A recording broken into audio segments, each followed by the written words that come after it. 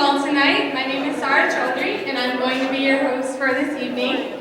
We're going to start with a short Quranic recitation and translation by Brother Razan.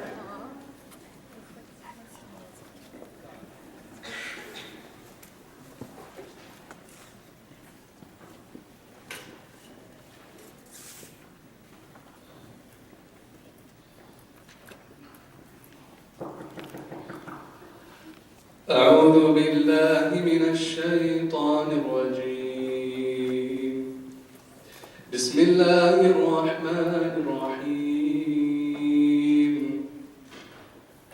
الحمد لله رب العالمين الرحمن الرحيم مالك يوم الدين إياك نعبد وإياك نستعين اهدنا الصراط المستقيم صراط الذين أنعمت عليهم غير المغضوب عليهم ولا الضالين.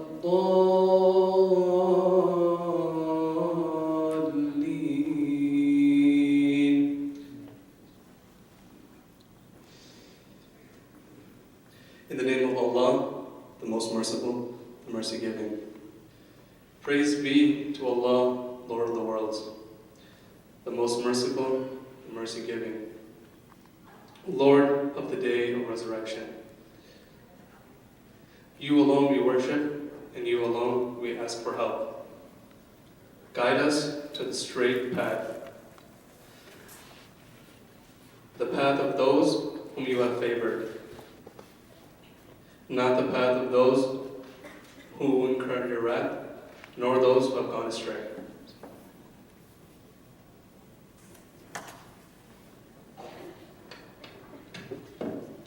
Jazakallah khair, Brother Razan. May God reward you. Thank you everyone for joining us tonight for the breaking of the fast ceremony. In conjunction with Hunger Week, Loyola University Chicago's Muslim Student Association organizes Fastathon in hopes of promoting empathy for the millions that starve around the world. For those of you that did take part in this fast, we hope that you found this experience enriching and valuable. And while abstaining from food and drink this one day might have been difficult, we have to remember that this is the case or the situation for an overwhelming number of people around the world, both and locally and nationally. So as some of you are already aware, Muslims pray 5 times a day. And actually the 4th prayer of the day, or Maghrib, is in 3 minutes. But that's usually the time when we do break for iftar, and we are going to wait 3 minutes until breaking our fast, and we're going to break them with the dates that are on each table. So if you guys could just get ready, and I'll give you the cue when to break your fast. Okay everyone, it is now Maghrib time, so all of us can break our fast now. And while we are in the process of breaking our fast, we are going to be having Brother Nuruddin here recite the adhan, or the call to prayer.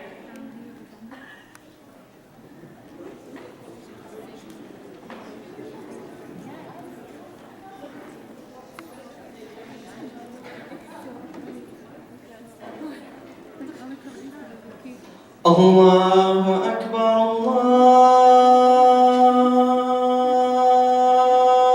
Akbar, Allahu Akbar,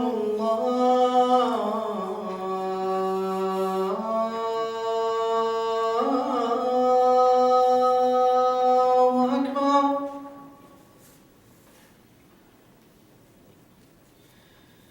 أشهد أن لا إله إلا الله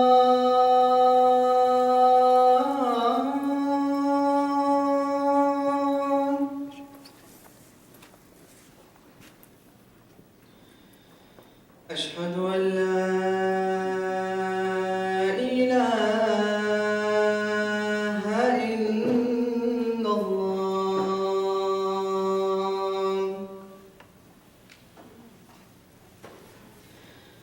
أشهد أن محمدا رسول الله.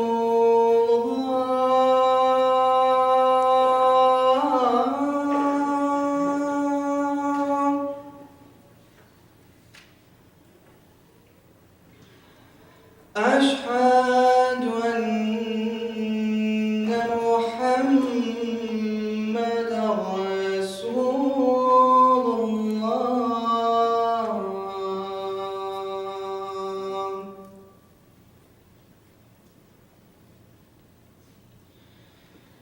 حي على الصلاة.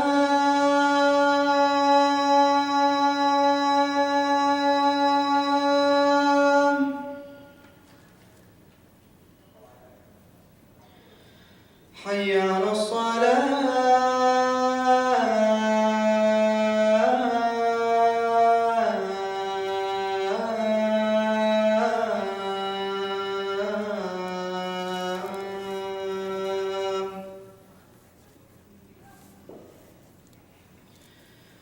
حي على الفلاح.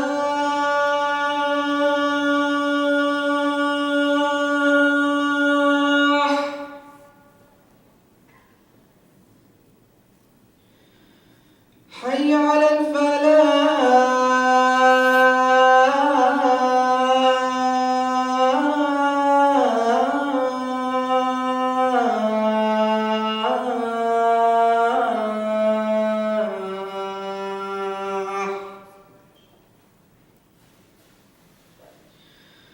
الله أكبر الله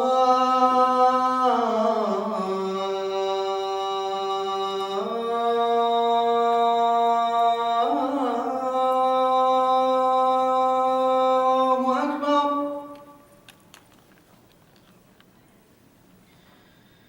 لا إله إلا الله.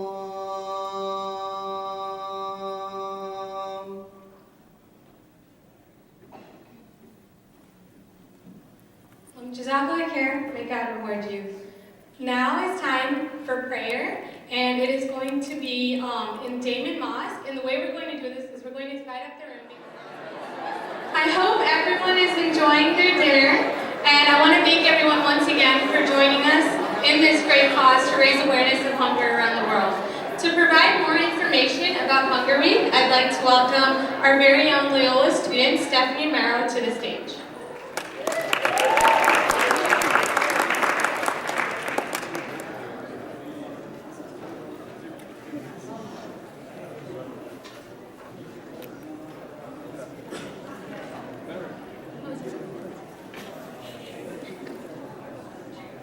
Hey guys! My name is Stephanie, and on behalf of the Hunger Week leadership team, I would like to thank you for your participation today in the Fast-a-Thon in association with the Muslim Student Association. Give yourselves a round of applause. Awesome. This year marks the 40th anniversary of Hunger Week at Loyola. Over time, the activities of Hunger Week have had to change and adapt to remain relevant to that respective year. It is exciting to see, however, that the fast is still relevant and has remained a part of the 40-year Hunger Week tradition. I hope today's experience has helped you think about those who hunger in a new way, whether it be from a faith perspective or otherwise. Hunger Week's mission is to stand in solidarity and community with those who hunger. Each year, the leadership team chooses 3 beneficiaries, a local, national, and global, to support, whose missions and projects we feel are doing great work in the world. This year, all of our proceeds will go directly to A Just Harvest, a local beneficiary, Action for Healthy Kids, a national beneficiary, and Heifer International, the global beneficiary. A Just Harvest is a pantry and soup kitchen located off the Howard Red Line that focuses on community feeding. Action for Healthy Kids advocates for funding in public schools to provide healthy lunches, a meal that often only children will have that day. Lastly, Heifer International passes on the gift by empowering communities worldwide and giving them necessary skills materials and resources to build their incomes and local communities. So far this week, we have raised around $2,000.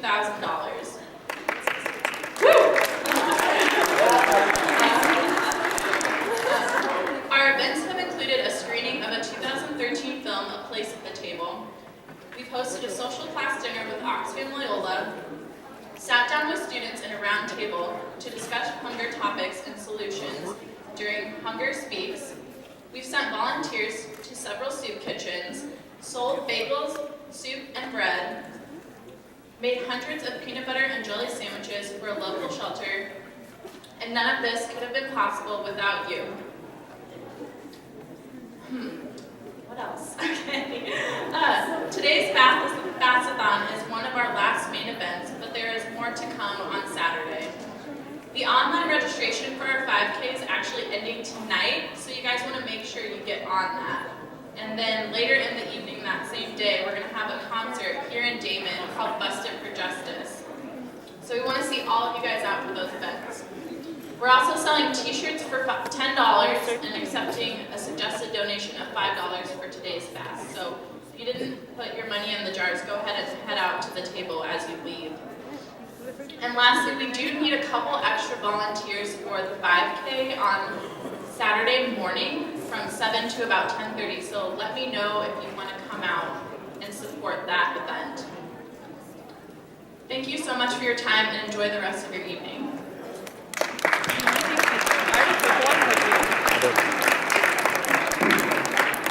Thank you, Stephanie. We really appreciate you updating us on the status of Hunger Week. I hope everyone else is interested and will continue to attend the Hunger Week events that are remaining. So, as for tonight's keynote address, we are blessed to have Ustad Ubaydullah Evans with us. Brother Ubaydullah Evans is Olive's first scholar in residence.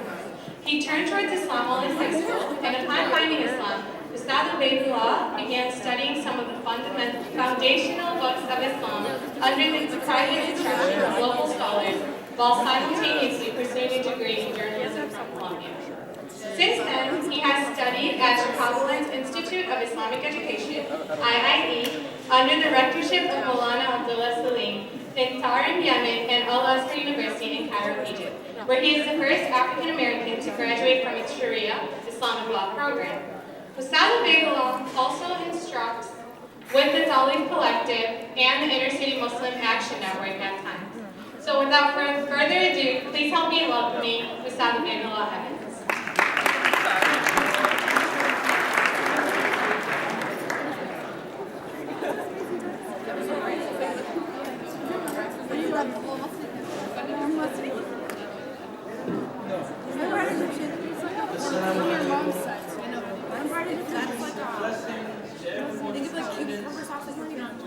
I'd like to begin in the name of God, the most merciful, beneficent. And I want to say that being here this evening is really something akin to being in the Twilight Zone, because I can't believe that this is a Muslim-sponsored event, or Muslims working in collaboration with other folks, and it's so well organized. Things are actually running smoothly. The food actually tastes good. This is really, really special. And I always relish opportunities to work with the college community, with the university community, with the campus community, because as far as our community goes, this is really the tip of the spear in terms of creativity, inventiveness, and innovation. Secondly, I'd like to extend a heartfelt and hopefully warm welcome to all of the guests in attendance, everyone who joined the MSA this evening. I want to commend you on your courage. You're a lot braver than me. I'm Muslim and I don't even like coming to events with this many Muslims. So to come here, to partake of some food and drink with us, and to share in what, in the deepest sense, really makes us human, which is the ability to sympathize and empathize with other people. When we talk about something like Hunger Week, there's a verse in the Quran, which is the principal scripture, of Muslims in which God says, Ya ayyuhan nas, O women and men, inna khalaqnakum min dhakarin wa untha. Truly we created you from one male and one female. وَجَعَلْنَاكُمْ شُعُوبًا وَقَبَائِلَ لِتَعَارَفُوا إِنَّ أَكْرَمَكُمْ عِنْدَ اللَّهِ أَتْقَاكُمْ. And we made you into different nations, different tribes, right? Different subsets of people, so that you would come to know that the most noble of you, meaning the best of you in the sight of God, are those that are most conscious of Him.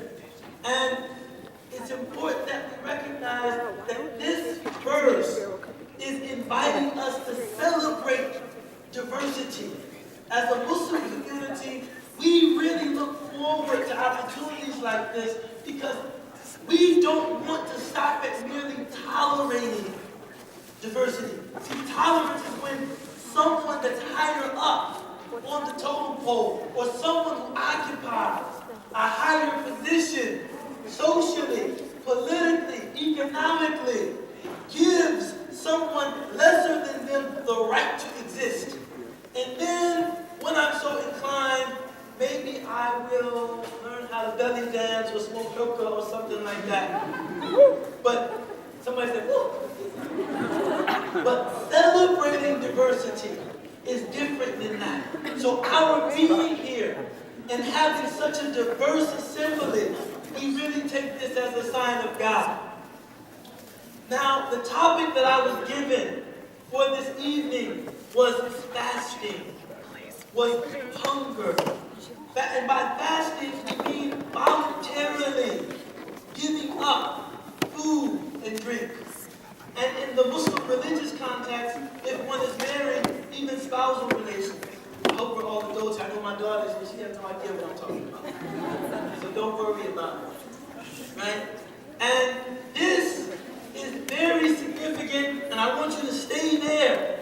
But before exploring that topic fully, I want you to listen to a story that I'm going to tell. And how long have I been given to speak? 1 whole hour? Oh my God. I want you to listen closely to a story. The Prophet Muhammad, peace be upon him, who is seen as the last and final messenger, the culmination of prophecy in Islam, was once sitting with his companions outside of a city called Medina. And Medina was in the desert, and it was a small town. For the Muslims in attendance, I would invite you to consider the following. The mosque that is now in Medina, that is referred to as the Prophet's Mosque, is actually bigger than the entire city of Medina used to be. And when people reside in small towns, one of the real drawbacks, if you're like me, if you're a badmash in Urdu, or a mushahid in Arabic, a troublemaker, is that everybody knows everybody in a small town. See, when you're in the city, it's normal for you to walk down. You don't expect to know everyone you see on Sheridan. You don't expect to know everyone you see on Michigan Avenue.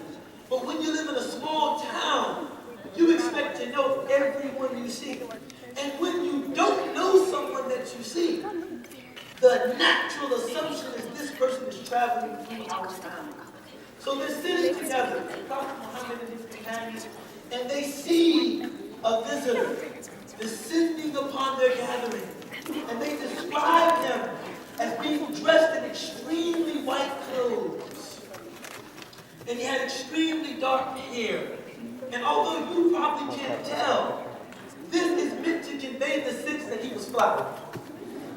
Right? He was a fly guy. Right?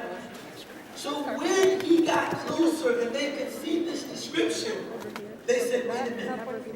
None of us know who he is, and he must not be a traveler because his clothes are so clean.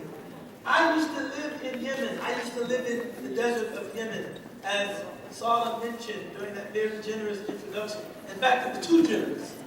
I'm really not the first African American graduate of Islamic law from But when okay. It's all good. You guys are really a sensitive audience. Some people come with Muslims, you hear a thud, they just, they did it again.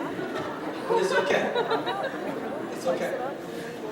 When I was a student in Yemen, that was my first time living in the desert.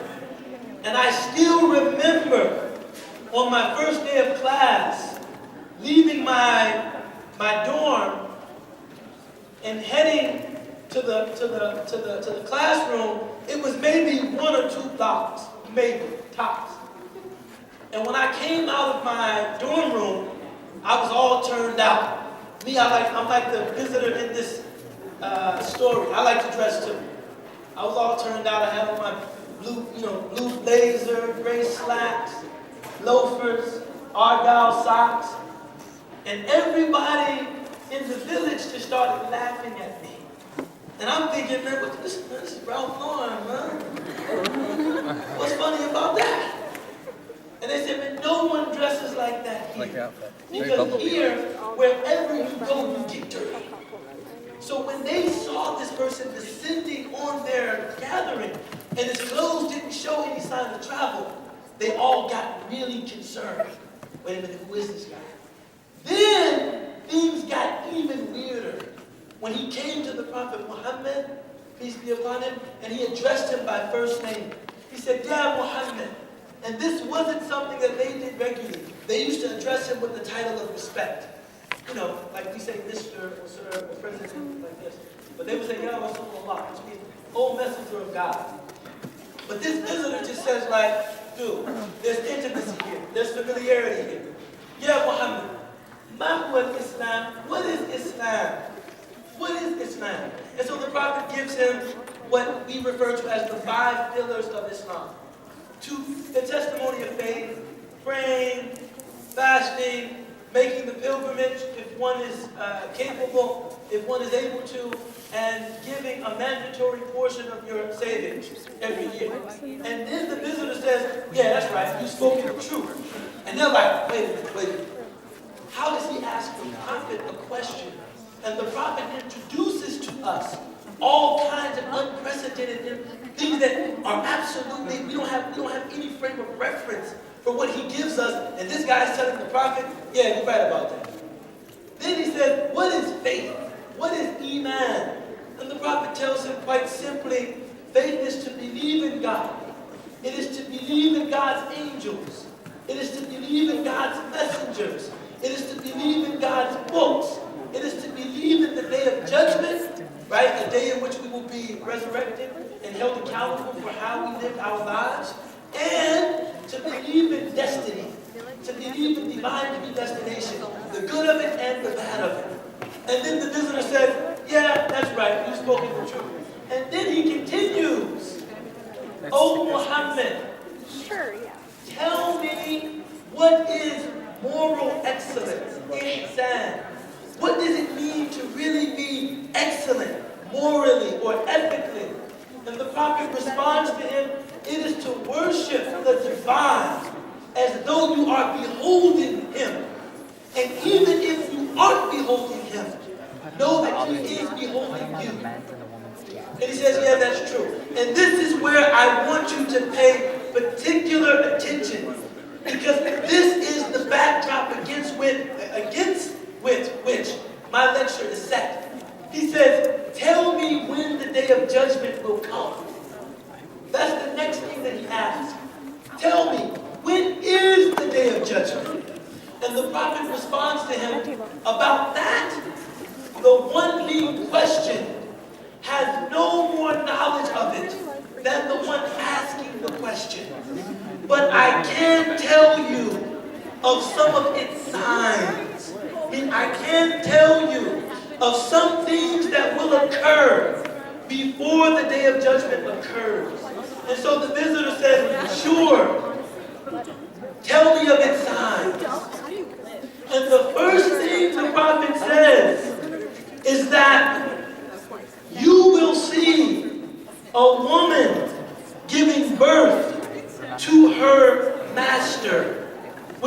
this case meant you will see a woman give birth to someone that should be serving her. And a lot of scholars of our tradition say this is a reference to the loss of filial piety. This is a reference to the loss of respect and admiration and reverence for parents. Then he said, you will notice the Arabs of the desert, they used to be barefoot and destitute. You will notice that towards the end of time, they will start competing with each other in building tall buildings. So, in both of those scenarios, and for the non-Muslims, I realize a lot of this is new information. It is somewhat of a stretch, and I just want you to struggle to stay with me. This is the last kind of reference like this I'm going to give, I promise. Just stay with me.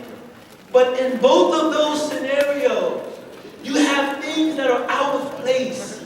You have, in one scenario, people that are supposed to be known for a lack of extravagance. They're supposed to be known for simplicity. They're supposed to be known for frugality, but they become known for extravagance. And just FYI, to add some immediacy to the story, they say that 2/3 of the cranes used in constructing skyscrapers are now located in between Abu Dhabi and Dubai, which are in the Arab world. Very significant. And then we don't even need to talk about the loss of respect for parents. So we are literally living at a time in which things are really out of place. Things are out of balance. And we have to be careful whenever that occurs. One of the other things that the Prophet mentioned that will characterize the end of times is that people will begin to develop a certain callous hard-heartedness to the suffering and to the pain of other people. But they will exult in their own luxury. So when we engage a process like fasting, the first reason we do it is to bring ourselves back to a place where we can appreciate the ideal of self-restraint. You can't have everything you want all the time. And they say that much of what we're dealing with as a species right now, we're dealing with the loss of finite resources. We're dealing with the ozone layer literally disintegrating right in front of our eyes. We're dealing with global warming. And I know for Chicagoans, this sounds like something that is like a good thing. Chicagoans are probably thinking global warming, I can deal with some global warming. That's the best kicker. Right? Especially around this time of year. But global warming is not a good thing.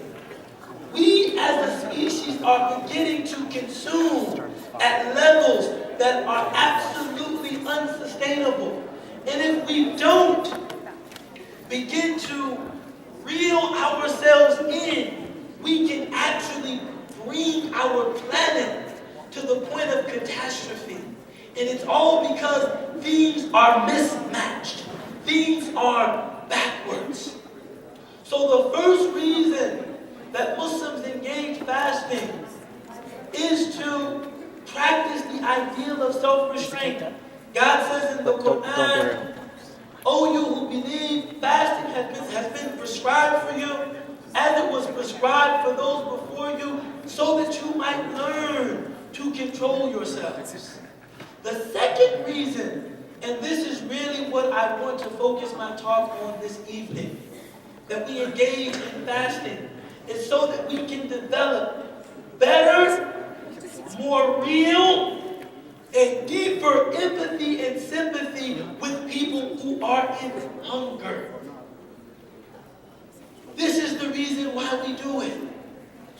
And every person has to take it upon their own shoulders to think about what they can do to help alleviate the struggling, to help alleviate the suffering of people who find themselves in this predicament.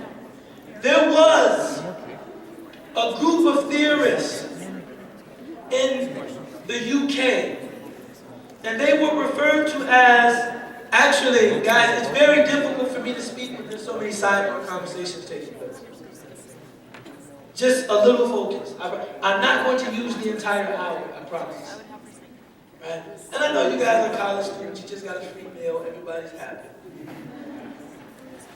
But there was a group of theorists in the UK, and they were called the shallow pond theorists. And what they wanted to do was they wanted to encourage people to live a minimalist, meaning in terms of how they consume. They wanted to encourage people to consume the least amount possible and then give all of the surplus, all of the excess to people in need. And they used to give people a scenario. And they used to say, imagine you're traveling, this is a wireless mic, I can walk. Imagine you're traveling on a lonely road and you're driving an antique Mercedes-Benz 350 Roadster. And this is the Benz that had the original golden door come off. They re-released like an AMG 63 or something like that. But this was the original. You guys probably saw this car in Kanye West's video, Diamonds Are Forever. I'm serious. Boy has good taste. I can't knock the boy's taste. Right? This car, it's a very rare automobile. And only a few of them were produced at the time. And there aren't even a lot of replicas. Right? So you're driving this car. It's recently reupholstered, meaning, right, the interior is immaculate. You're wearing a very fancy suit, right, tailored in mohair. Who knows what mohair is? Mohair is Angoran wool. You can only, it comes off of an ox that you can only find in the steppes of like Central Asia. Very rare, very expensive, has like a grainy texture. You're wearing a suit tailored in mohair. And then you see a dying man covered in blood on the side of the road. And he's asking you, help me, please. Take me to safety. Take me to security. Take me to where I can get some medical attention. They used to ask people, would any of you stop the car, look at this dying man, and say, I'm sorry. I would help you, but it would ruin my suit. Or I would help you, but it would absolutely ruin the upholstery of my antique Mercedes-Benz 350 Roadster. No person of conscience could ever do something like that. I think we would all agree that it is absolutely unconscionable. You could do something like that. But then they would say, how then can you go and purchase these kinds of luxury items? Fancy cars, fancy clothes, extravagant, sumptuous homes, when you know that people around the world are dying with the kind of immediacy that you observe in this man? How are you any different just because the death, the poverty, is not in your face? Doesn't make it any different when you have full knowledge of it, but yet you will preference a car, a suit, a sumptuous home, delectable food, etc., over the lives of these people. And even though their logic was very compelling, I mean, I don't know about you, but I hear that argument and I hear, man, that's a pretty compelling argument. What do you think? No or yes? I mean, at least logically, it has some force. However, that kind of argument never caught on. People never were en masse encouraged to give more charity, to live with more simplicity, to live with more frugality by listening to these people. People would listen to them, deem them extreme, and just say, okay, man, and just forget it. And slowly but surely, there was no one advocating this theory. Do you guys have any idea why this never worked? Why do people hear it and think, wow, that's kind of logical, but nah, and just jettison it right away? Nah, that's kind of logical, but whatever. Why do you think that is? Someone tell me from the crowd. Why do you think that is? This is Loyola, right? You can't answer a simple question like that. You should demand a rebate on your tuition. Why do you think that is? Yes, her. This is what happens when you wear a very nice hijab. You can notice from the man standing on the stage. Why don't you think this ever really caught on?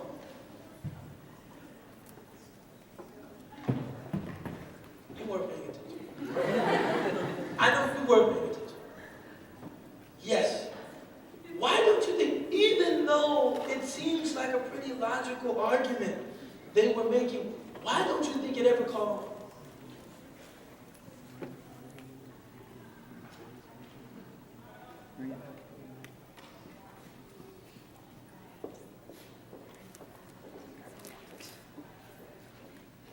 She said she thinks it's because people are very comfortable with the status quo. They're very comfortable with the way things are, and they really don't feel the need to do anything differently. I think that's a good answer. That's a good answer. Your tuition's been well spent. But also, one of the reasons, in addition to what she said, that this never caught on, was that as people, we don't live our lives with the sole intention of alleviating the suffering of others. We live our lives first and foremost for personal fulfillment. This is why you're getting a higher education. Some people like to travel. Some people like fashion. Some people like cars. Some people are really into architecture. So first and foremost, we live our lives for personal fulfillment. And any message that says, look, in order to really be down for the cause, in terms of caring about the less fortunate, you have to give up every notion of what fulfills you personally will always be doomed to failure. Because this is how we're hardwired as people. And what fasting does is it puts a completely different paradigm in place. It says, look, not everyone has to give up everything. In fact, most people can live exactly like you're living now. It's okay to enjoy some comforts. It's okay to enjoy some privilege. However, just remember those less fortunate than you and do something for them.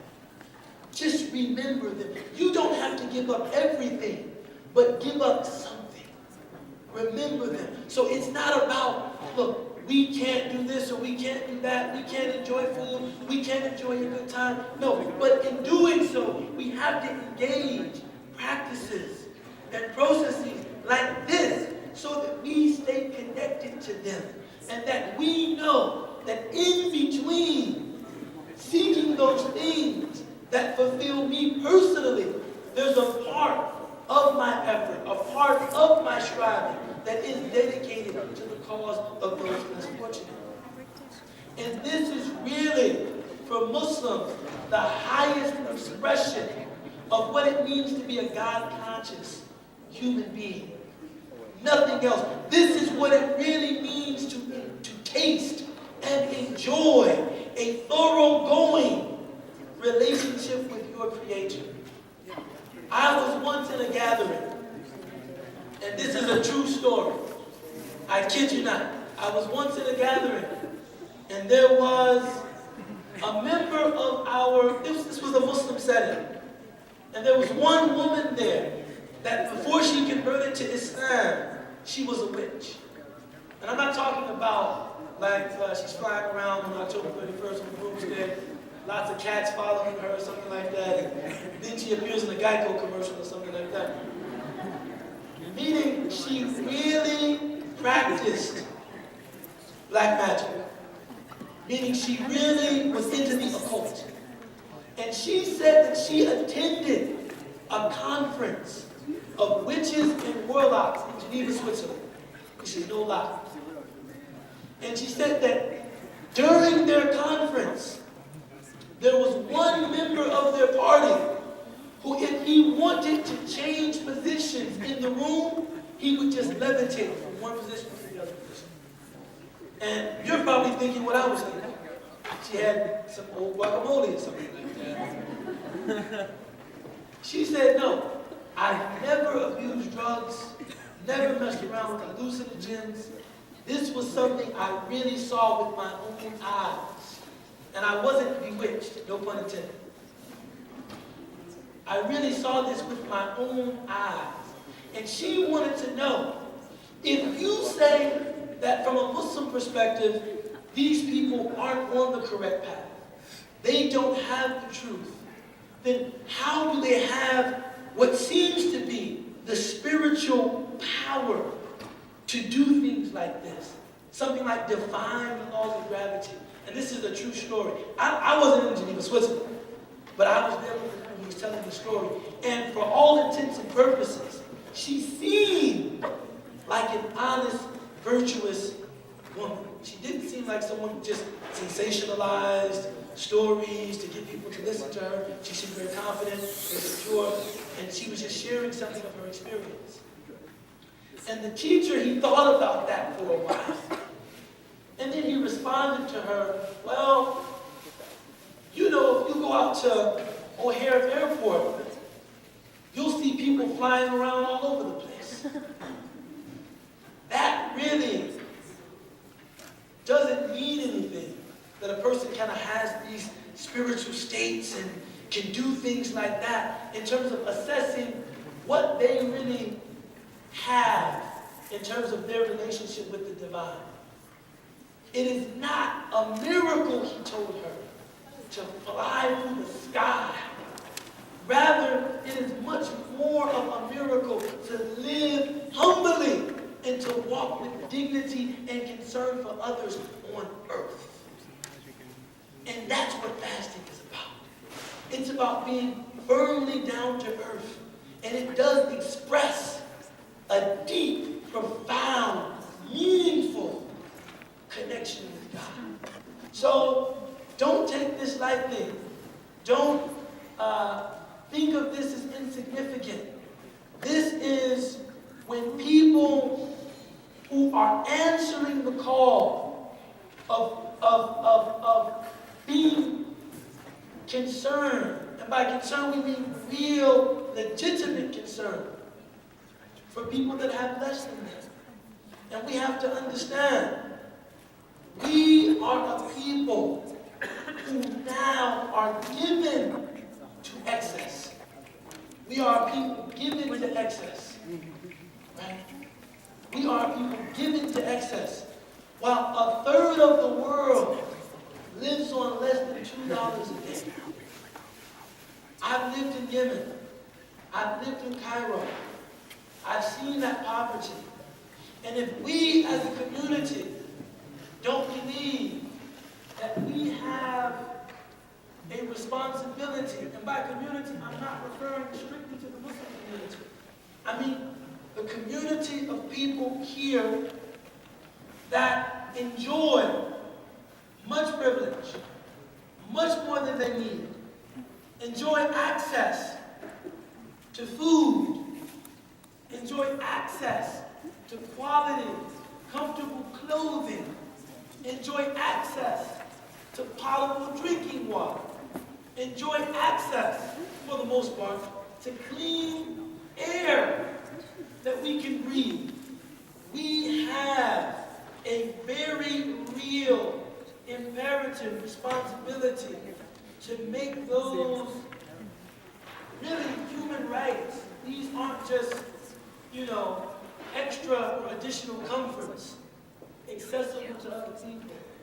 And whenever we can do that across lines of ethnicity, across lines of religion, across lines of culture, then we benefit. So I really didn't have a long speech prepared. I really just wanted to say, help. And sometimes that's the most poignant thing that can be said. Help. Continue to do things like this. A friend of mine spent time in the federal penitentiary. And he told me that at this particular federal institution, there were some human rights abuses taking place. And that got the attention of a few documentary filmmakers who somehow, anyone who knows documentarians and investigative journalists, somehow they get permission to do this stuff. And they went in to do a documentary about this particular prison. And at the end of the film, they wanted to interview one inmate that would have a tete-a-tete, that would have a heart-to-heart with all of the listeners. And just tell them that yes, we've made mistakes. Yes, we're serving time for crimes that we did commit in some instances, and that in some instances we didn't commit. But we understand that this is our lot. We are still human beings, and we deserve to be treated as such. And so, for weeks, the inmates were trying to find the person with the most regal voice. You know, someone that sounds like James Earl Jones or something like that. With the most presence, with the most expansive vocabulary, so that the best looking, so that he could stand in front of the camera and effectively deliver this message.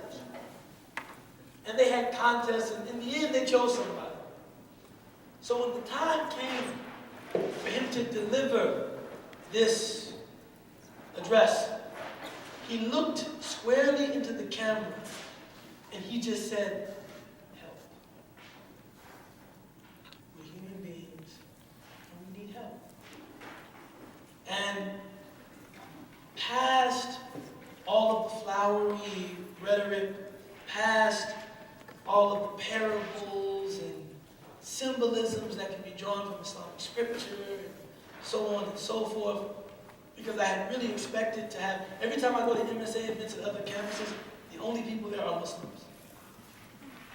And then I started my talk tonight like I had intended to start it, and when I saw that people were so disinterested, because it just isn't, that tradition isn't relevant to everyone here.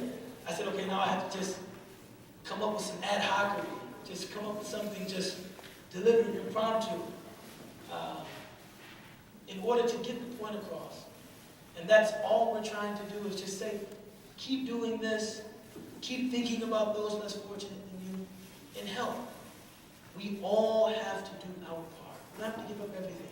It's okay to wear nice hijabs. They're very high, thread count, very stylish. I hope it's okay to wear the stuff that I like to wear. But we have to remember those who don't have that privilege. And if we, as a collective, can emerge from this gathering with a renewed commitment to try to enhance the people dealing with that set of circumstances at home and abroad, we will have succeeded. Thank you.